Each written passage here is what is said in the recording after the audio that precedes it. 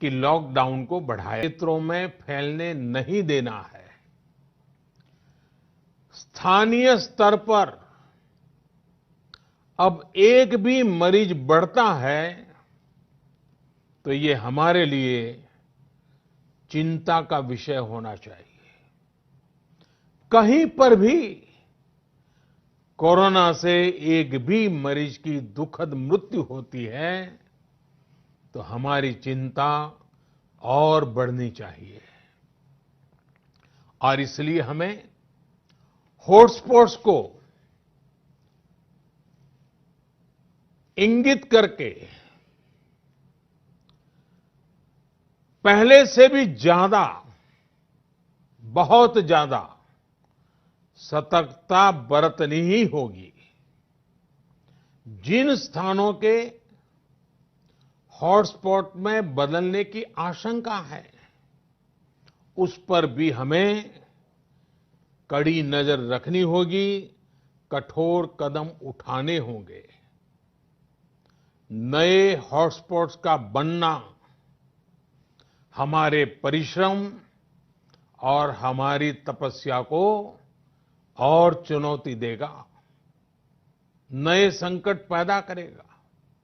इसलिए अगले एक सप्ताह में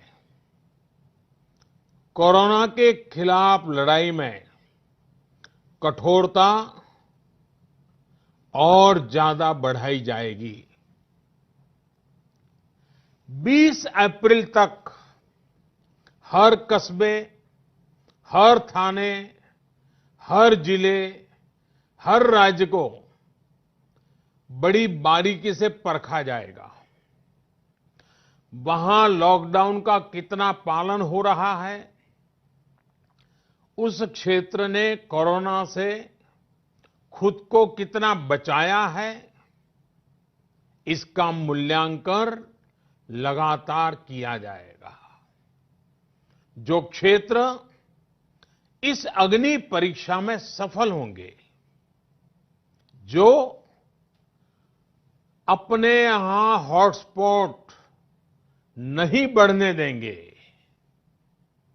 और जिनके हॉटस्पॉट में बदलने की आशंका भी कम होगी, वहां पर 20 अप्रैल से कुछ जरूरी गतिविधियों की अनुमति, छूटछाट दी जा सकती है।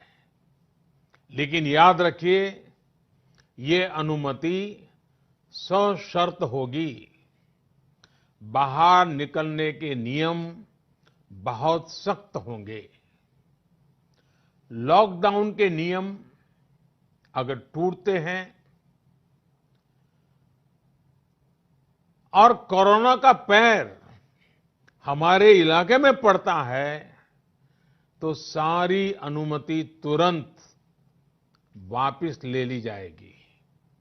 और इसलिए न खुद कोई लापरवाही करनी है और न ही किसी और को लापरवाही करने देना है।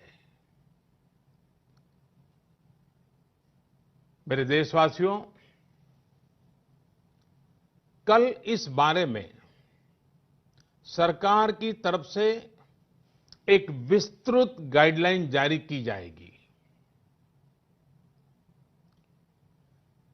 साथियों, 20 अप्रैल से चिन्हित क्षेत्रों में इस सीमित छूट का प्रावधान हमारे गरीब भाई बहनों की आजीविका को ध्यान में रखते हुए किया गया है। जो रोज कमाते हैं, रोज की कमाई से अपनी जरूरतें पूरी करते हैं, वही मेरा एक बृहद परिवार है। मेरी सर्वोच्च प्राथमिकताओं में एक, इनके जीवन में आई मुश्किल को कम करना है। प्रधानमंत्री गरीब कल्याण योजना के माध्यम से सरकार ने उनकी मदद करने का हर संभव प्रयास किया है।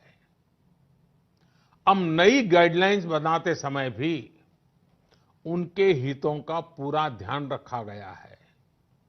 इस समय रबी फसल की कटाई का काम भी जारी है। केंद्र सरकार और राज्य सरकारें मिलकर प्रयास कर रही हैं कि किसानों को कम से कम दिक्कत हो। साथियों, देश में दवा से लेकर के राशन तक पर्याप्त भंडार है। सप्लाई चेन की बाधाएं लगातार दूर की जा रही है।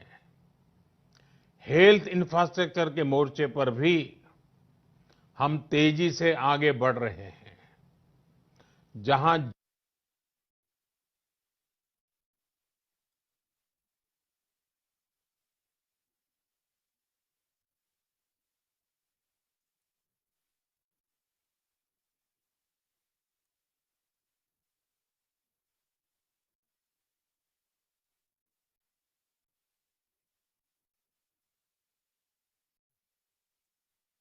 ये कहता है कि कोरोना के 10,000 मरीज होने पर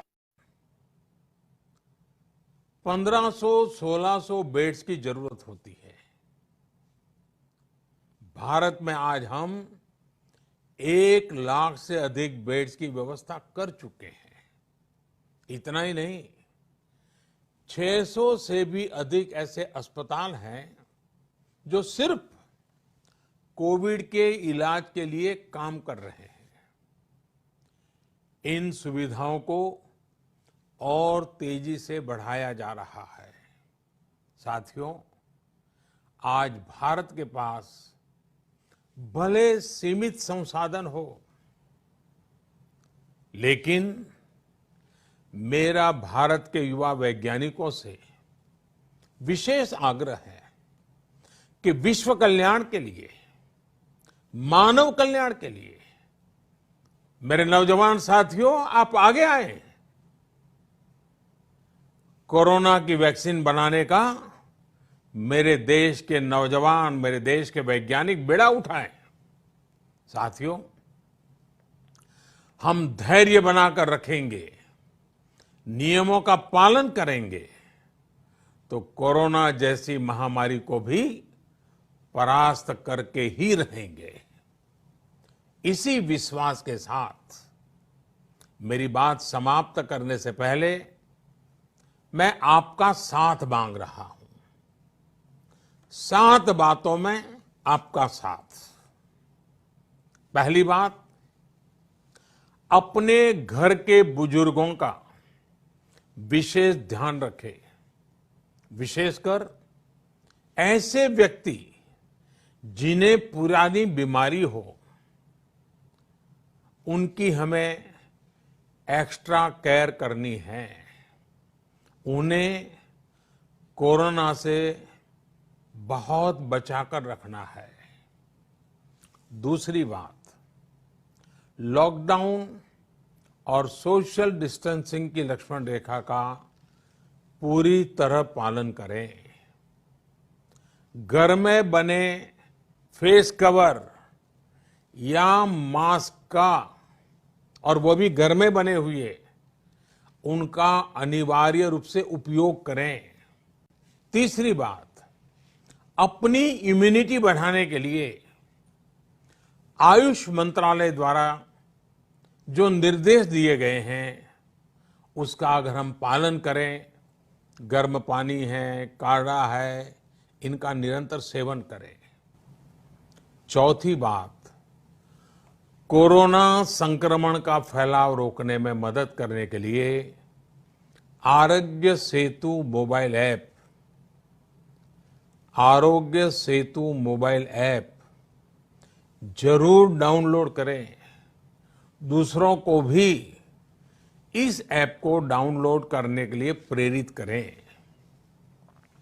पांचवी बात, जितना हो सके उतने गरीब परिवार की देखरेख करें, उनके भोजन की आवश्यकता पूरी करें। छठी बात, आप अपने व्यवसाय, अपने उद्योग में अपने साथ काम करे लोगों के प्रति संवेदना रखे, किसी को नौकरी से न निकाले। सातवीं बात, देश के कोरोना योद्धाओं, हमारे डॉक्टर, नर्सेस, सफाई कर्मी, पुलिसकर्मी, ऐसे सभी लोगों का हम सम्मान करें, आदर पूर्वक उनका गौरव करें। साथियों, इन 7 बातों में आपका साथ, ये सप्तपदी विजय प्राप्त करने का मार्ग है।